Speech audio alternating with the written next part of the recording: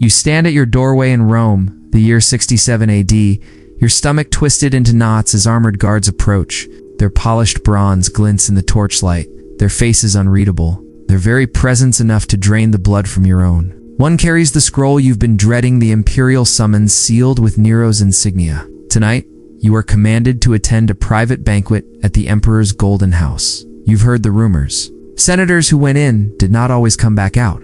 You tell yourself it's just a dinner invitation, but your shaking hands betray you. You know better. The air in your villa feels heavy, sweet with oils you applied to hide the fierce sweat rising from your skin. Still, the thought drills into your mind.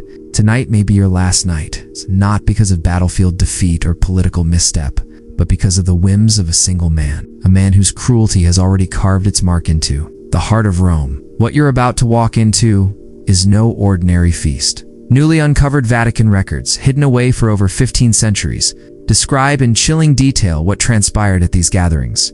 Medical examinations of bones found beneath the Colosseum confirm it. Testimonies of survivors long suppressed because they were too disturbing for the public paint, a portrait of horror that makes every so-called horror film look tame. These aren't the sanitized schoolbook tales of an eccentric emperor strumming a lyre while the city burned. These are reports of systematic torture, psychological manipulation, carefully staged brutality that redefined what it meant to suffer. So before you step into those golden halls, ask yourself, how do civilizations collapse? Is it armies at the gates? Or is it the moment when ordinary citizens are taught to take pleasure in human agony? Most people remember Nero only as the emperor who set Christians aflame, or the madman with a fiddle. But those stories are merely the surface of an ocean of cruelty. Rome in 68 AD wasn't just politically unstable. It was an empire held hostage by the darkest imagination of one man. A man who wielded wealth and law as tools for sadism. And here's the most terrifying truth. Nero didn't start as a monster. He was born Lucius Domitius Ahenobarbus in 37 AD, and by all accounts his early years as emperor were promising.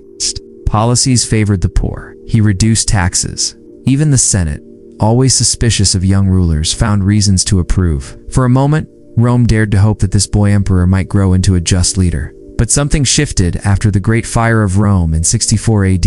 Some whisper that guilt consumed him. Others that paranoia warped him. Whatever the cause, Nero emerged from that fire transformed. He was no longer satisfied with ordinary executions or political intrigue. He began to weaponize theater itself, twisting death into spectacle, turning cruelty into choreography, making human agony part of Rome's entertainment machine. And nowhere was this more apparent than in his persecution of Christians. You've heard of the infamous torches.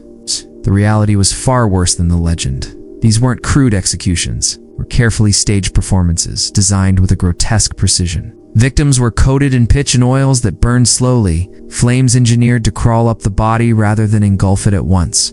Imagine a man screaming as his feet and legs blister, while his chest and head remain alive, aware and conscious. Long into the agony, guests dined within earshot, continuing their conversations under the glow of burning human beings, as if firelight could mask the sound of shrieking. Why Christians? Because Nero understood psychology. These were people who believed in martyrdom, who found meaning in suffering for their God, so he mocked that very faith. He ensured their deaths were drawn out, humiliating, grotesque parodies of their beliefs in salvation. Every flickering body was a message. Your God will not save you. But if you think burning men and women alive was the darkest act of this emperor, you are not yet ready for the Colosseum. The arena had always been a stage for Rome's violence. Gladiators fought, criminals were executed, but Nero elevated cruelty into an art form of psychological warfare. He invented something new, mythological reenactments that ended in real death. Picture this, a thief condemned not simply to execution but dressed as Icarus, strapped with wax wings and flung from a towering platform. As the wings melted in the sun and the man plummeted, the crowd gasped, not just at his fall, but at the uncanny resemblance to the myth they'd heard since childhood. A living story, ending in a very real corpse, or take women accused of adultery, bound to the horns of wild bulls and dragged until their bodies shattered, reenacting the myth of Pasiphae. The spectators weren't just watching justice, they were watching myth bleed into reality. Fiction and fact collapsed into one horrifying performance. Why does this matter? Because the true brilliance of Nero's cruelty wasn't just in killing, it was in implicating the audience. Every Roman sitting in the stands became complicit. participating in fantasies where death was the climax. Entertainment fused with human destruction, teaching an entire society to see cruelty not as aberration, but as culture. Modern forensic analysis of bones unearthed from beneath the Colosseum confirms the deliberate cruelty. Skeletons show broken bones that had been reset incorrectly, evidence of survivors deliberately kept alive in pain before their staged deaths.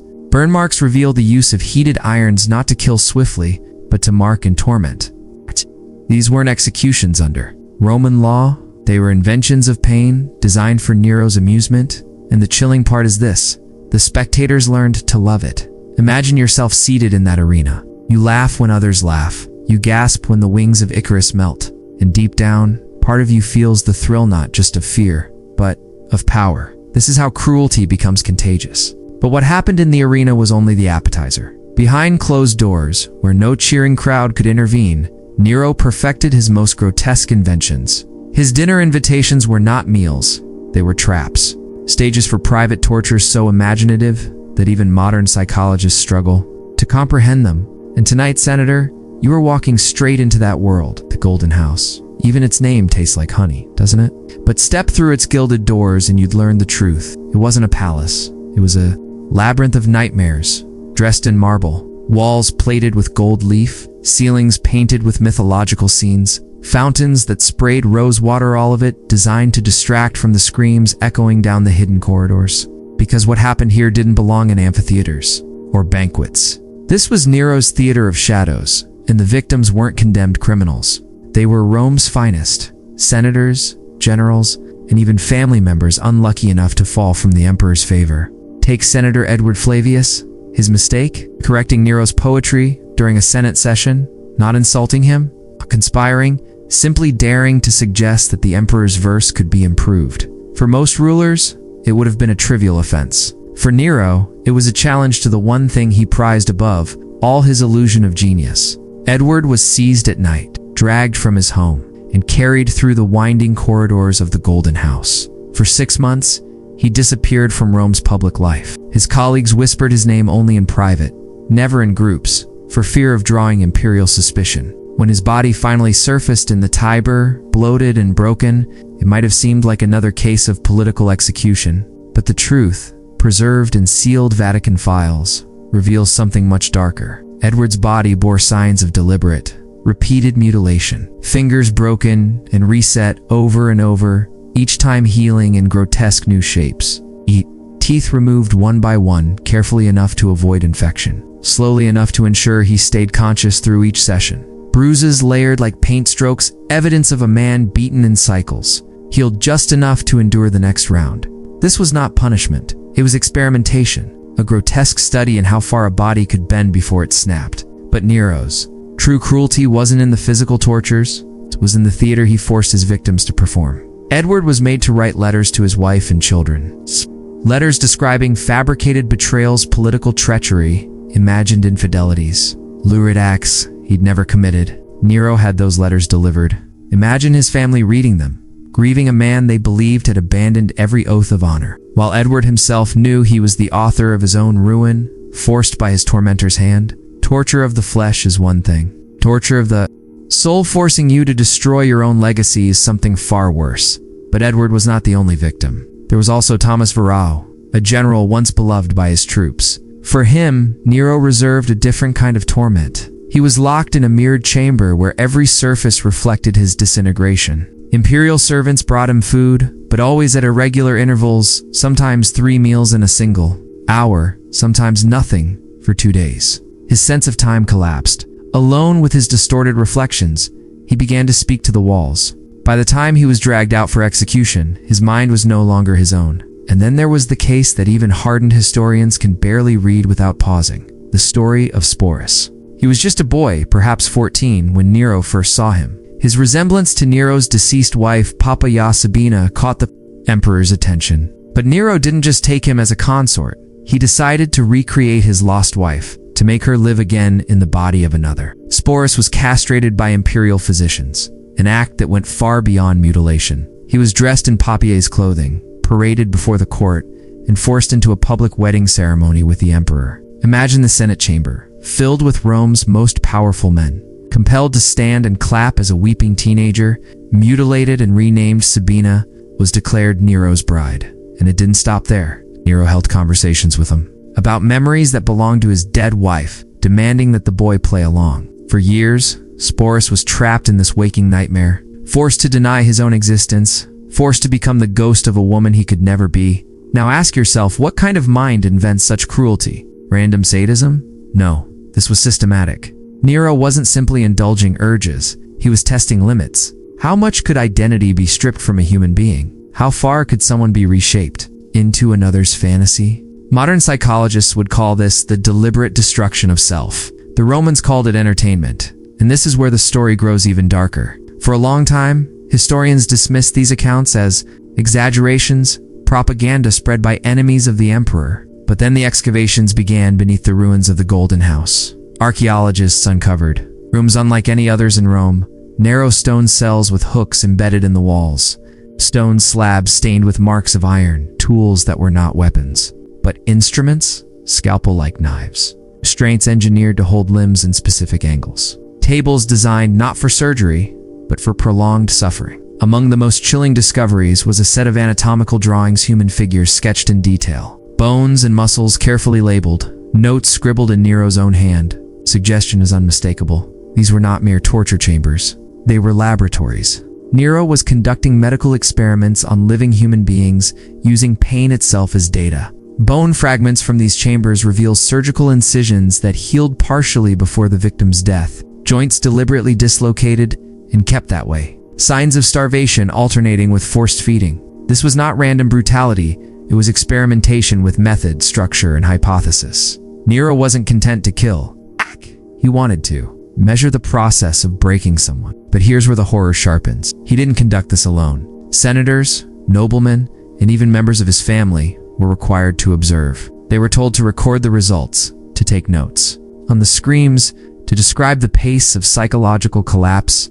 To refuse was suicide. To comply was to stain your own hands with complicity. Imagine being a man like William Cassius, once a respected orator, suddenly forced to sit in a chamber while a neighbor was dissected alive. Your stylus trembles as you scratch words on wax tablets. Subject remained conscious for 3 hours. That's what Nero demanded. Bureaucracy turned into a record of agony. This was the true genius of his cruelty. It wasn't enough for him to torture. He made others complicit. He ensured that every noble in Rome carried a fragment of guilt, a memory too shameful to voice but impossible to forget. The empire became a spider web, every thread sticky with complicity, every man tied by fear and shared corruption. What? Of the people outside these chambers, did they know? You saw no? Rumors seeped out, of course. Rome thrives on gossip. But here's the twist. Many chose to believe the rumors exaggerated, or even invented by Nero's enemies. Why? Because the alternative that their emperor turned their city into a laboratory of pain was too unbearable to accept. It was easier to dine beneath golden ceilings and laugh at Nero's plays than to confront the screams echoing behind the walls.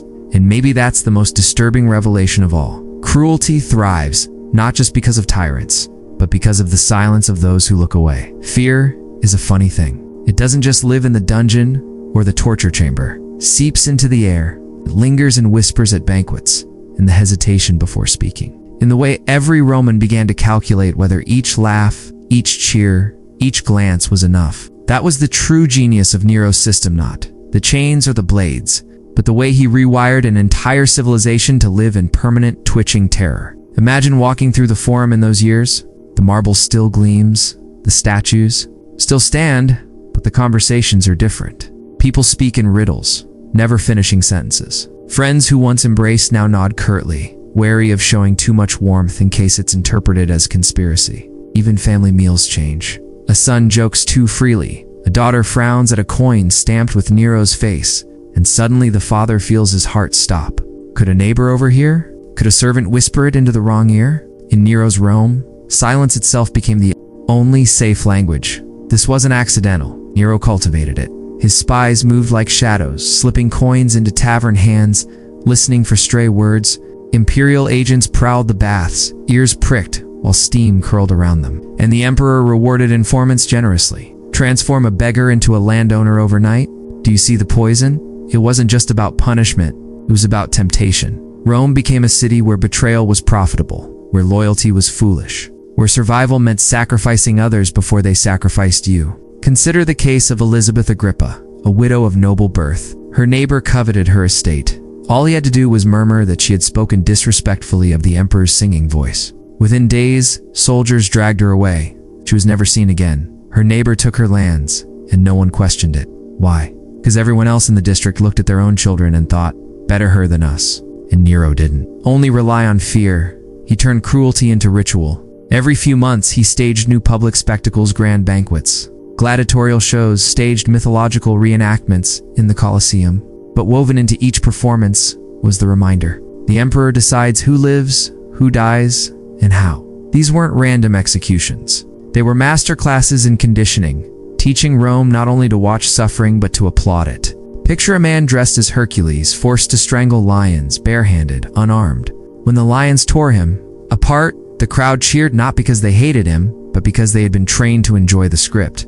Or imagine a woman bound to a stage prop representing the goddess Diana, then set upon by trained hunters. Her screams were drowned by applause. This was cruelty disguised as theater, and theater disguised as culture. Do you feel the trick? Nero didn't just torment his victims, he tormented the spectators by teaching them to confuse violence with entertainment.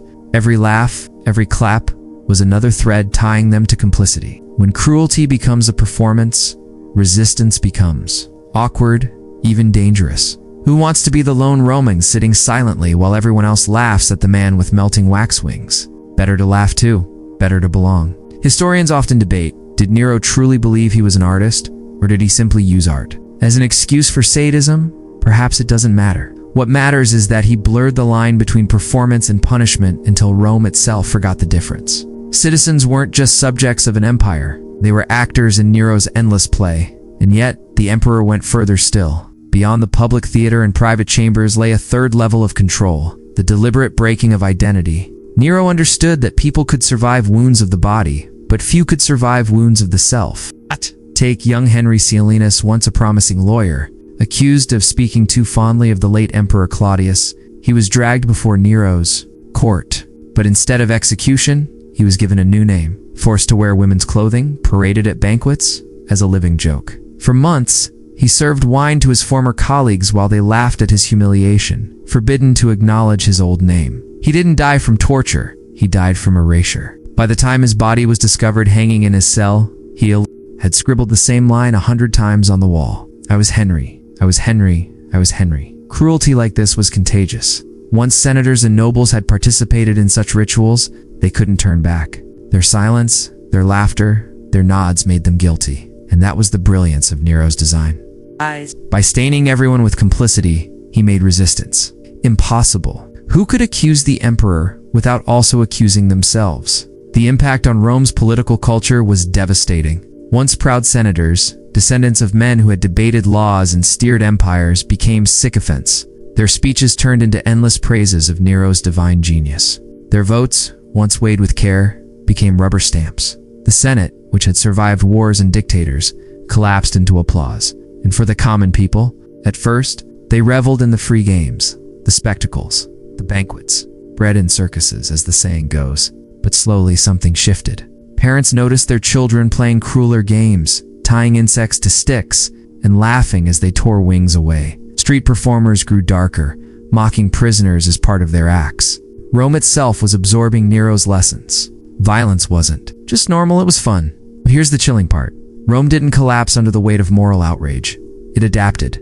It endured. People learned to survive by blending into the shadows, by laughing when expected, by bowing when watched. Survival replaced courage. Self-preservation replaced principle. And cruelty became the background hum of daily life. Does this sound ancient? Or does it sound eerily familiar? Because history's darkest trick is its repetition. Society decides that safety matters more than truth, that silence is wiser than resistance, that entertainment can excuse cruelty. Nero rises again in some new form. And here's where the Vatican records force us to confront something most historians prefer to ignore. Nero didn't invent this system. He perfected it. He turned fear into policy, spectacle into ritual, and cruelty into art. And in doing so, he left a blueprint, a set of techniques for absolute control that tyrants across history would eagerly copy. Think about it. The Gestapo listening at cafe tables, The Inquisition rewarding neighbors for denunciations. Modern dictators staging mass rallies where applause is mandatory. All of them follow the same pattern. Cultivate fear, reward betrayal, normalize cruelty, implicate everyone. Nero may be dust in a tomb, but his shadow still stretches across centuries. And so, Senator, as you sit in your villa trembling at the imperial summons, know this: it isn't only your life at stake, it's your soul. Tonight you may be forced to clap, to nod, to laugh. And once you do, you become part of the web. That is the genius of tyranny. It doesn't simply kill you, it uses you. The Golden House glowed brighter than ever in 68 AD, but its light was hollow. Rome was crumbling beneath the weight of fear, and whispers of rebellion crawled through the legions like fire through dry grass. Generals who had once bowed low began exchanging quiet glances. Provinces stirred with unrest. And yet inside his marble palace, Nero carried on as though the empire itself were just another stage prop for his endless play. Even as enemies closed in, he continued his experiments.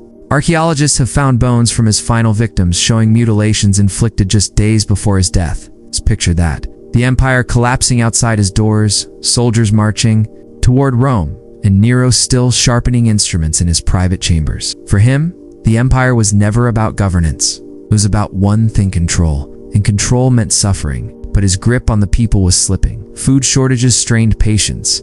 His endless performances, singing contests, plays, public recitals where citizens were forced to applaud for hours, turned from novelty to humiliation. Imagine being a soldier, trained for war, forced to sit in a theater clapping while your emperor strummed a lyre, knowing that the wrong expression might mean death. That was the breaking point. Soldiers began to mutter, and in Rome, mutters could turn into swords. When the Senate finally declared Nero an enemy of the state, the mighty emperor who had terrorized an empire for 14 years revealed his true face: not of a god, not of an artist, not even of a tyrant, but of a coward. On the night of June 9th, 68 AD, Nero fled the city in disguise, accompanied by a handful of servants. The man who had commanded armies now trembled in fear of them. The man who had forced others to die screaming could not bear the thought of his own blood being spilled. He wandered the outskirts of Rome, begging companions to end his life because he lacked the courage. Finally, with enemies closing in, he pressed a dagger to his throat, but couldn't drive it home. Servant had to finish the job. His last words, according to sources: "What an artist dies in me. Not what a leader, not what a Roman, not even what a man. No, to the very end." He saw himself as the performer, the center of the play, the artist misunderstood by his audience. And yet, even in death, Nero's shadow refused to vanish. After his suicide, rumors spread that he hadn't died at all, that he had escaped east and would return with armies to reclaim Rome. These false Neros appeared for years, gathering desperate followers. That tells you something important. Cruelty is not only remembered with hatred, it can also inspire fascination. Even those who feared him couldn't quite let him go. But the most disturbing legacy wasn't in imposters or rumors, it was in the techniques he pioneered. When archaeologists uncovered the torture chambers beneath the Golden House, they found evidence of systematic practices: anatomical sketches, controlled experiments, careful records that looked eerily modern. And here's the part that should chill you. These methods didn't vanish with his ashes, they survived. Think about what he created: the fusion of theater and execution, the use of fear to implicate bystanders, the weaponization of medical knowledge for torment. Sound familiar? Because history echoes. The Spanish Inquisition would refine identity destruction with forced confessions and ritual humiliations. The Nazis would combine science with cruelty, in experiments eerily reminiscent of Nero's anatomical notes. Modern regimes still rely on fear, silence, and complicity to keep power. Every time you read of a dictator forcing citizens to cheer at rallies, every time you hear of secret prisons where doctors monitor subjects, you're hearing Nero's voice whispering across 2,000 years. And what of Rome itself? Did it recover? In some ways, yes. The empire outlived Nero by centuries. Stronger emperors restored stability, but the moral wound remained. A generation of senators, nobles, and citizens had been forced to clap, laugh, or stay silent in the face of horror. Once you learn to betray, once you learn to stay quiet, those habits don't vanish. They linger. Even the church, centuries later, sealed away some of the most disturbing records. Not because they were false, but because they were too true. Because they showed what happens when the most advanced civilization in the world surrenders its soul to a single man's cruelty. For more than 1,000 years, those documents sat in hidden archives, too disturbing for public eyes, So what do we do with this knowledge now? That's the question history always asks. Do we shake our heads at Nero and say, well, that was ancient Rome, thank goodness we're more civilized? Or do we recognize the warning? Because the truth is, Nero is not ancient history. He's a mirror. Every time a society laughs at cruelty, stays silent at injustice, trades freedom for safety, he returns. Not in a toga, but in whatever costume the age provides. Think back to that senator in 67 AD, the one who opened his door to find imperial guards waiting. Now you understand what he felt. His fear wasn't just of death, it was of being dragged into a system that would force him to betray himself, his family. His beliefs, everything he thought made him Roman. That's the true horror of Nero. Not that he killed thousands, but that he made millions complicit. Archaeologists say the ruins of the Golden House still exist beneath modern Rome. Tourists walk its echoing corridors, snapping photos of faded frescoes, marveling at the scale of its decadence. But beneath the beauty lies the truth. This was a palace built on screams. Every painted ceiling is a cover for bloodstains. Every golden wall a mask for shadows. When you stand there today, you're not just looking at art, you're standing in the world's first psychological laboratory of tyranny. And if you think this is just an ancient curiosity, let me leave you with this. The next time you hear about forced confessions, about governments monitoring citizens, about crowds cheering leaders because they must remember Nero, remember, the boy named Sporus, forced into another's identity. Remember Senator Edward Flavius, made to destroy his own reputation with letters he never believed. Remember the laughter in the Colosseum as a man with wax wings fell to his death. Because these aren't just stories, they're warnings. Civilization is fragile. Strip away its laws, its checks, its courage, and all you need is one man, one performer with absolute power to turn a city of marble into a theater of pain. And if that could happen in Rome, the greatest civilization of its time, it can happen anywhere. Oh. So Senator, the summons, the torches flicker outside, the guards wait. Do you open the door, or do you? Maybe it doesn't matter. Because in Nero's Rome, there was no escape. There was only complicity or death. And that is why the name Nero still echoes, not as history, but as a warning carved in bone.